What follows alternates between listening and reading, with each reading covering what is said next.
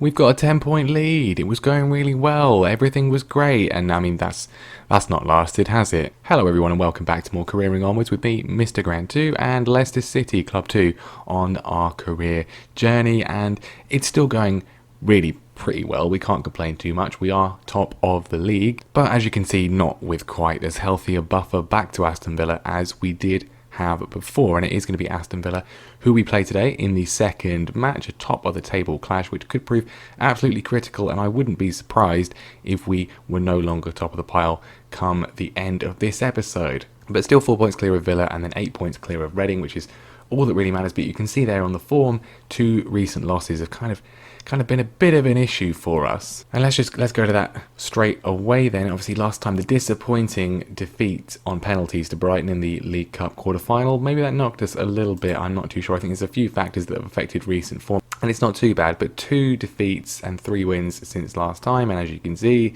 it's the away games which we have lost. It's this post-Christmas away slump which seems to affect us every season, whichever club we're at. But a 1-0 defeat first of all to Cardiff City, one of our contenders for at least a playoff spot. Ivan Cavallero, of course, former player sold by us to them in the summer, scoring the winner in that one. But we did then bounce back with a 3-2 victory against QPR. Again, another one of the playoff teams. So we've played 3 difficult teams in a row here.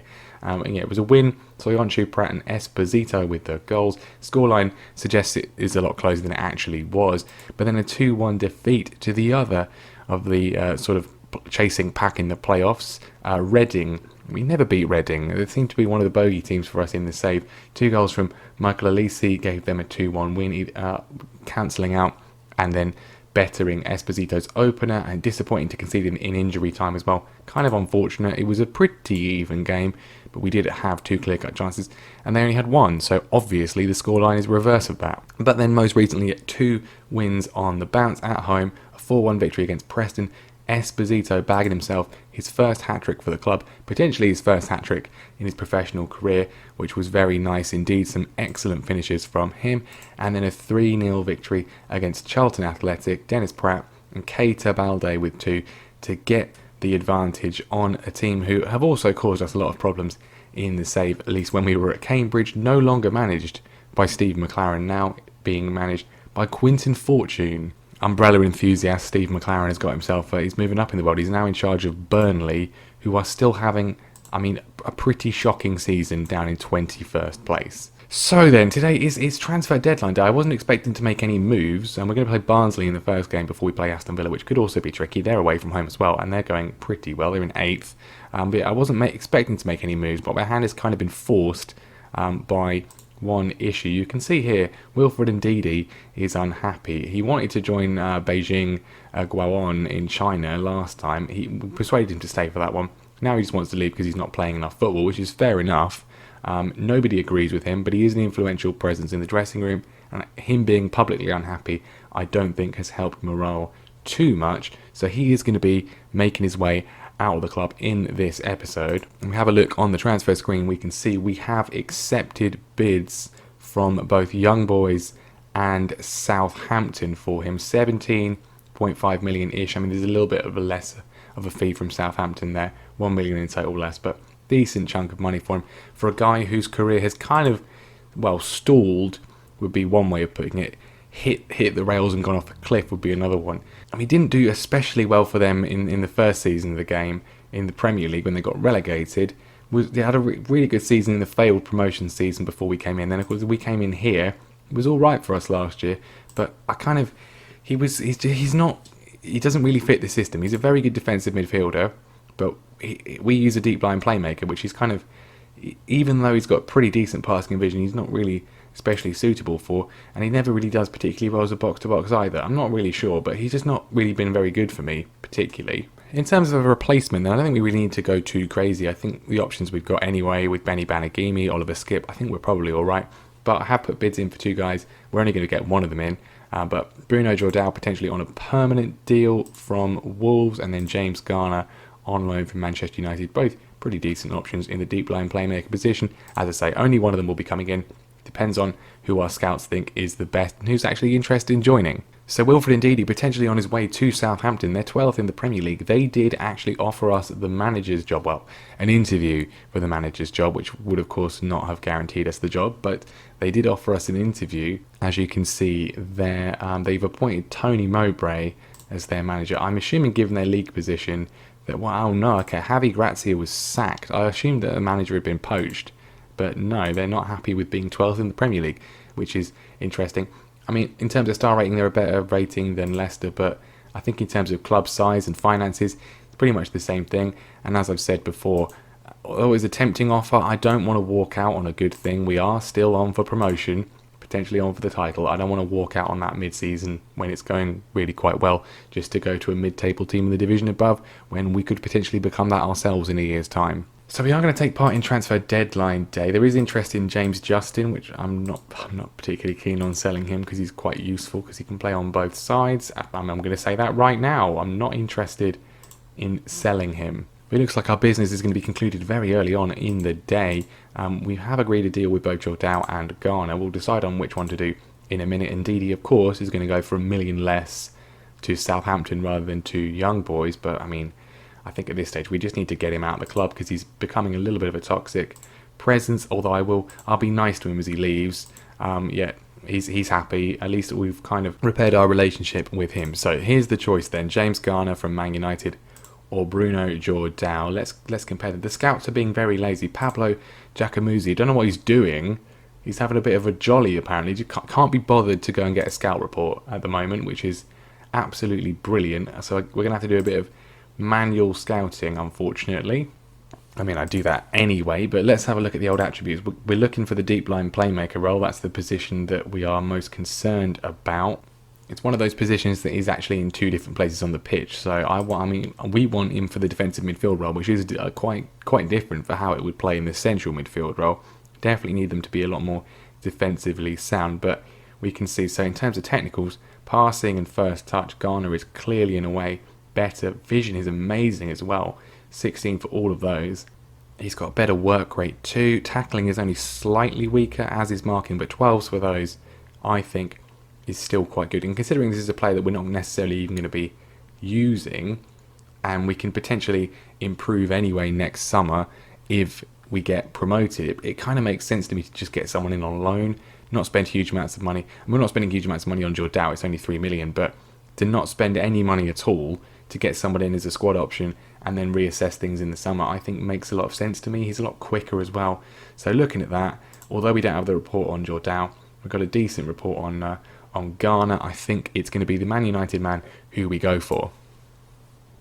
So let's accept that one, and we're going to cancel the deal for Jordao. Sorry, Bruno. Rangers want Benny Banagimi. That's not happening. I like having him here. He's very decent. Ricardo Pereira is apparently unhappy with that, but I can't talk to him. I mean, great. He's not really that unhappy, is he? Dennis, can you talk to him? No? Okay, I think he's fine. The fans aren't very happy. I mean, he was a popular guy. He was a solid option, but just for whatever reason didn't really work for us and hasn't really developed in this save. The fact that he's not been bought by anyone else before we came here to Leicester, and he's spent basically 3 years in the Championship, kind of tells a lot of the story. West Ham making a bid for Hamza Chowdhury. That is absolutely not happening. He has been the star of the season so far as I'm concerned. Not a chance is he leaving. I mean, I don't think they understood it. Please leave and go away, West Ham. Right, the window's not fully closed yet, but now it's time to play Barnsley, and we can see from looking at the team, one of the other issues for us has been a couple of injuries. The big issue, Neil Etheridge on international duty with the Philippines. When is he going to be back? I mean, they're still doing quite well in the competition. Still in the Asia Cup. They got the quarter-final against Iran, so he's not going to be back for a little bit of a while, unfortunately. Callum Burton's doing okay, but he's just not as good as Etheridge. And as you can see as well, Josh King's been playing and Oliver Skip has been playing, which means that, well, Trincão's had a little bit of an injury. He's just about recovered enough and can start for this one today. But Hamza Chowdhury's still out for a few more days. Should hopefully be back for the Aston Villa game. We have, of course, got James Garner now. I mean, we could potentially bring him onto the bench in place of Benny Banagimi. I think I will do just that. And that just reminded me about another piece of transfer news that I've completely neglected to mention, is that Kelechi Iheanacho has agreed to join Marseille in the summer on a free transfer. Didn't even notice his contract was up. A little bit disappointing, but he's not outstanding, and he's been okay for us, but I'm not too bothered. And Ricardo Pereira's lacking a little bit of fitness, so he's going to have to go down to the bench, which means the team for this one is then not my ideal lineup, but still hopefully enough to get the job done. Burton is going to be in goal. Taylor, Webster, Soyuncu and James Justin is the defence. Blin in defensive midfield with Oliver Skipp, who's done pretty well in the box-to-box role, coming in there. Dennis Pratt is, of course, in the Mazzala role, with Trincao back on the left, Balde on the right, and Esposito up front. Now, given that we've lost our last 2 away games, it's potentially a risk to play this tactic, and I think, depending on what happens here, we may well use the other tactic against Aston Villa anyway, at least from the start. But let's see what happens against a Barnsley side who are in the top 10, doing pretty well. No real necessarily outstanding names that I've already heard of, but let's have a look. They've got a winger, a regen winger, Michael Agbo on the left-hand side. I mean, he looks, he's a little bit hit and miss in some attributes, but he's got some really nice first touch and determination, pretty quick as well. Probably going to score a hat-trick against us. And then they've got a man without a face up front, George Miller. I mean, he's not outstanding, but again, probably going to score a hat-trick against us. Let's be sensible though. I expect nothing but a win from this. Keep it tight, keep it measured, keep it calm, get the goal, and then defend with your lives, please. Nothing stupid. Obviously, Barnsley coming forwards. I mean, it's probably going to be one of the 2 guys we've just mentioned, or maybe someone we haven't mentioned that's going to score. Sibic on the right-hand side, and there's Agbo. Obviously, there he is. I mean, at least we highlighted him. We said he was a threat. We said he was a danger, and he's scored immediately. 7th of the season, 8 minutes into the game. I mean, not immediately, but that, I mean, easy, far too easy, far too easy. And they're coming forwards again with a corner. It's headed all over the place. We managed to get it away from Soyuncu, but we're not doing much about it. They're coming back again. Callum Burton gets it in his hands. But we're not looking convincing. They've had 3 shots on target already. Let's not even wait any longer. Switch the system up. Hopefully see if this one makes a bit of a difference. Ball comes in straight away, straight to the goalkeeper, Collins, and well, maybe it's not going to make a massive difference. I mean, I don't know why our away form is just falling away, but it's a great clearing header from Taylor straight to Esposito. Can he find the finish? He's been kind of a little bit crowded out. It's back to Pratt though. Oliver Skipp with the shot wide of the post. Right, that was a little bit more positive. Let's calm down. I'm not going to say that, but just demand a bit more. Let's get ourselves into this game, impose ourselves a bit more. We're top of the league. We should be doing this. Trincao to Balde with a shot, goes to the wrong side of the goalkeeper, and it's a corner, which will be taken by Pratt, of course. Flings the ball in, looking for Balde, doesn't find him. Justin with the throw in, knocked on by Balde. It's come down to Esposito. Oh, that was a fantastic finish from the Italian. Absolutely brilliant. We have scored a few very good, technically good goals in recent times, but I mean, we've not been in this game much at all. But Trincao lays it off to Esposito. That is a fantastic finish from the Italian. Absolutely brilliant. Very tight angle. We're imposing ourselves a little bit more on the play, and it's 1-1. Meanwhile, Stoke take the lead against Aston Villa.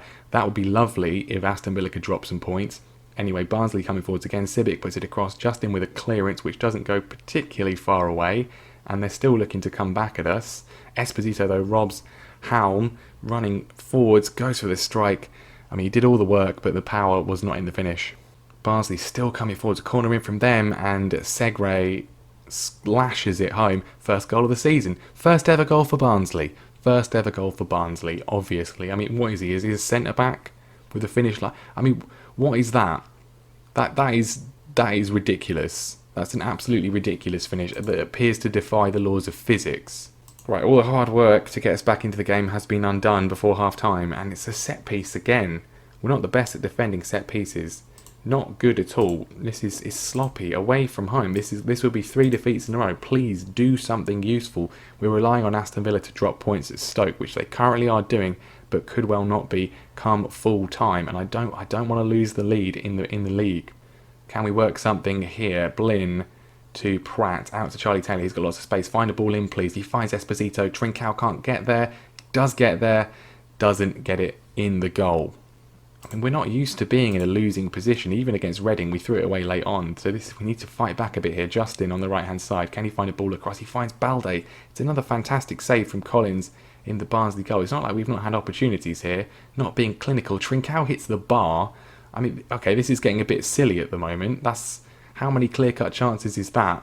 They're coming forwards again. Another set piece. They score again. No, it's Segre again. He's scored his second Barnsley goal. Another goal from a set piece, a header this time. I mean, that's just silly. Absolutely ridiculous. We have 3 players from Barnsley against one of our defenders. Is he offside? Obviously he's not offside, because otherwise I'm not even going to watch that. And we are 3-1 down. Brilliant. Just to check, yeah, we've had 2 clear-cut chances. They've had 1, so obviously they're winning 3-1. Not good. Do we go attacking? I mean, they're going to score again, aren't they? Segre again. Can we just kick him, please? Need to make some changes. Justin's been poor. We could bring on Pereira, but he's not fit, and I don't want to risk him for the Aston Villa game. So I'm going to bring on Tarkowski, who can kind of play out there. Skip has not done all that much either. We'll bring on Garner for his debut, and then Balde's on a 6, which is brilliant. So we'll bring on Reece Nelson for him. Right, let's get creative. We could switch to the other system. We might as well at this point because we need a goal. We might as well just go attacking because there's no harm in losing 4-1 other than for our pride. I'd rather lose 4-2 or something. I don't know. Let's at least try and get back into this. Aston Villa, of course, have just equalised, which is sensational stuff. Absolutely brilliant. Tarkowski on the right-hand side finds the ball into Trincao, who finally scores, having missed about 3 glorious opportunities. That's the thing. It's not like we've been outplayed here. It's not like we've been outplayed. We've actually dominated the game. We've had more chances than them, and they've scored 2 goals from set pieces. We need to work on defending set pieces during the week. I think it's 3-2. Are we going to get an equaliser? Probably not. Time is going rapidly. It really would be nice if Stoke could score against Aston Villa and we could score here. As long as Villa don't win, then that is okay. We've not won. A 3-2 defeat. Absolutely disgraceful. It really is. Not good at all. I expect you all in training, boys. I mean, what has happened away from home that we're now suddenly we can't defend away from home? Oh dear. I mean, that is just. It's not. We're not been FM'd or anything. It was an even game, but it's just such a typical FM performance. It really is. 2 clear-cut chances, 1 for them. They win 3-2. Obviously, more shots on target for us, more possession for us. Average rating's not actually that far away, but they've scored 2 goals from set pieces. It's just very, very, very frustrating. Aston Villa do at least. Okay. I thought I was going to say at least they draw with Stoke. Stoke scored 2 late goals that we didn't even notice. So our loss to Barnsley isn't actually the end of the world. Aston Villa losing at home to Stoke, who've now fired themselves right into playoff contention. It's getting very, very even in the division, but we maintain a 4-point gap, which means even if we lose to Villa, we will still be top of the league. Thanks, Liam. I really appreciate it. I really thank you for sending me that. It's just fantastic to read. I mean, we've got another bid for James Justin. We could sell him. He's not exactly been good this season. Not really enough time to do a deal, really, so I think we're going to reject that, but he may well go in the summer. Right then, window is shut. We've got Aston Villa in 4 days' time. I'm not going to rest them. They need to come into training. In fact, we need to change training right now to include, if we can, before the Aston Villa games, some defending of set pieces. Right, there we go. That's training for today sorted. Please actually pay attention. Need a new vice captain. I mean, Soyuncu's the recommendation. I think actually Chowdhury is probably a better option, and given the fact he's a club trained player, I think he's the one we're going to go for. Well, absolutely fantastic. Balde is out with flu, so he's not going to be fit for this one, I don't think. And Alexis Blin, who's been probably one of our most consistent players, is out with a pulled groin, and he's going to miss this one. Absolutely fantastic. Okay, so Balde, I mean, he didn't play particularly well last time anyway, so we'll bring on Reece Nelson for him, and I don't want to risk Blin. He could play, but I don't want to risk him, so we'll bring in James Garner. It's not ideal at all. It's not ideal at all, but what is good news is that Neil Etheridge is back, which means he's going to come in place of Callum Burton, and Hamza Chowdhury is back as well, so he can come in place of Oliver Skipp. And Ricardo Pereira's recovered enough as well, so he can come in too, which means our back five is now back to full strength. Hopefully Garner can do something good in place of Blin. We're looking for Reece Nelson as well, who's not really done all that much this season.